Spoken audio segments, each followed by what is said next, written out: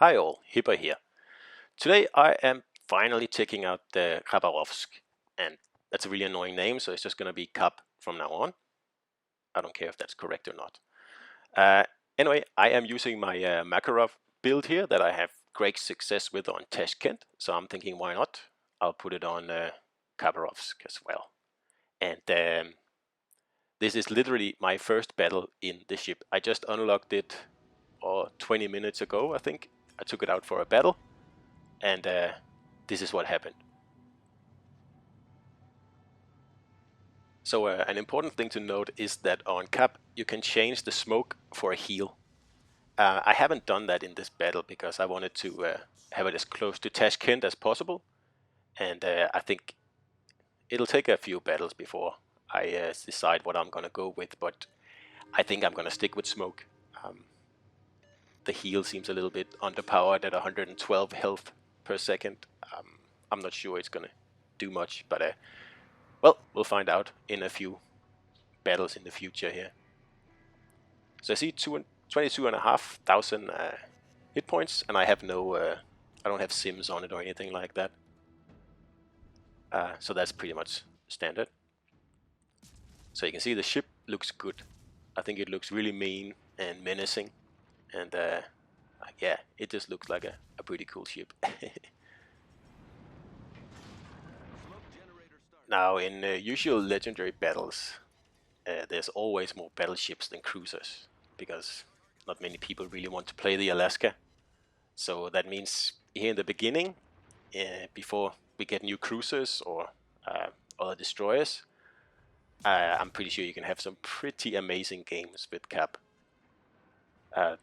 Because there's really no cruisers around to defend these battleships here, and even Alaska is around, but I mean it's not really a threat to a destroyer. It's too slow and clumsy, so I don't really worry too much.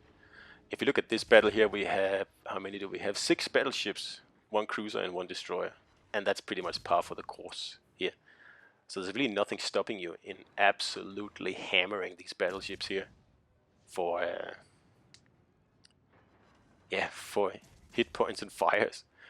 And perhaps it's worth here in the beginning to go with Trubetskoy, the commander, instead of Makarov. I'll try him on in the next battle. I just wanted to put this video up for you guys as fast as possible. With Trubetskoy you can up the fire chance to, I think, 16% or something like that, and or 12 or something like that. Anyway, it's much higher than it is. And although I'm getting good fires with this build here, I think with Troop you can probably get double the fires, and without any cruisers or like any real threats from other destroyers, like you'll be able to do pretty much what you want. And with a smoke, except for this stupid Alaska here radaring me, but with a smoke you can get away with everything in this ship here. It's I think it'll be fun. So this is my macro build here, and it's fully agile, and the rudder is 2.8 seconds, and I can definitely feel that this ship is nowhere near as agile or like quick to respond as Tashkent is. Not even close. And the torps, as you can see, they're only 6 kilometers, so really their use is pretty limited. But you can see most of my damage in this game is actually from my guns, and they do a very good job. You have an extra turret compared to Tashkent, so with the same reload you can really pump out some hurt on especially these big fat legendaries here. You can't really do anything. I haven't really taken much fire in this ship yet, so I don't know how much of a positive or a negative the improved armor is. Supposedly on PC, battleship shells will actually arm if they hit the armor. So I have yet to experience that, I guess. But I'm sure I'll find out. So now I just did a circle back here to join up with my battleships. I don't want to be taking all the fire by myself. And see how that Alaska, it's not a threat. I'm fully spotted and I don't really care. Like, you can only shoot every 20 seconds or something like that, so yeah, whatever, it's not a problem. So I know there's a Kurfürst hiding here behind the island, and he is well aware of me as well. So I'm not gonna rush around, I'm just gonna get into cover here. There he is. And he's already got his guns trained, so there's no way I'm just gonna run around this corner here. I'm just gonna wait for my battleships to come around on the other side and force him into move one way or the other. I don't really care which way he moves, because I'm just gonna pop out as soon as he is distracted and overwhelmed by fire. I was just trying to pop my smoke here to see if I could go unspotted, but I couldn't. So I guess it must have a pretty high spotting radius, this ship here, even in smoke. I haven't checked that yet. So now he's caught in between a rock and a hard place here. He's not giving up. He really wants to shoot me, I can see, but I'm not coming around the corner. So this guy is doomed now. If he turns his guns to shoot at the Yamatos, I will just pop out and torp him, and he knows that. So it's a bit of a bad situation here.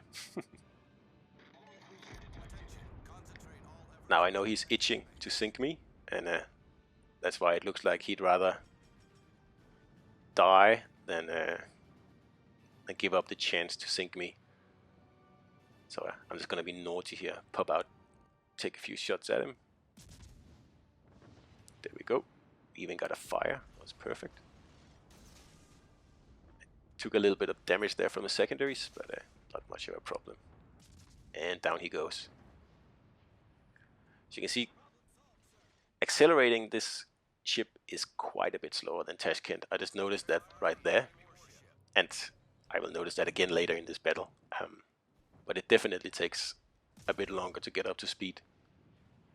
I guess it is a bigger ship too, but and I mean, if you don't have a rudder build on this ship, I would think it would be very, very unresponsive. For a destroyer right now, it's already very, very slow to respond. 2.8 second rudder. That's pretty slow for a destroyer.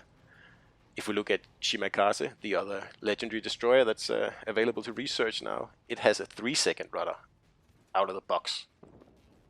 And Cap here comes with 11.1 second out of the box. So if you don't do anything to that rudder, you're gonna have pretty much the same rudder as, I don't know, a Scharnhorst, something like that. So I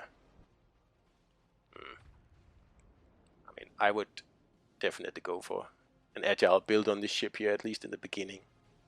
But like I said before, perhaps the fire build would be useful here instead, but I'll figure that out. So here I can't believe my eyes here. I'm right in the middle of the map, and I have 1, 2, 3, 4 legendary battleships to shoot at. And nobody can do anything to me here.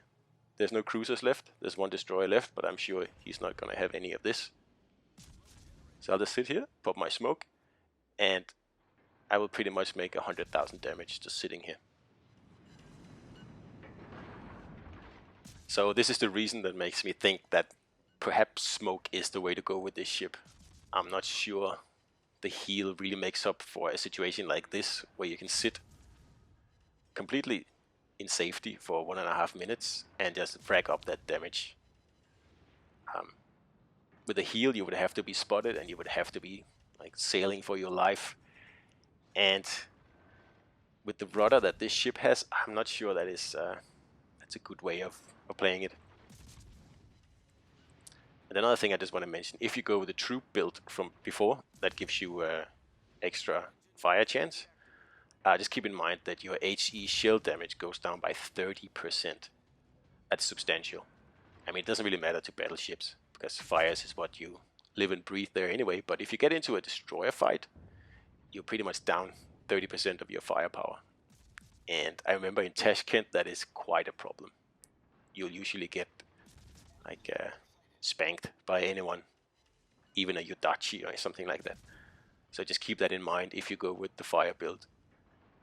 But like I said, this battle here is Makarov, and as you can see, doing really well, because with this build you get 3 smokes.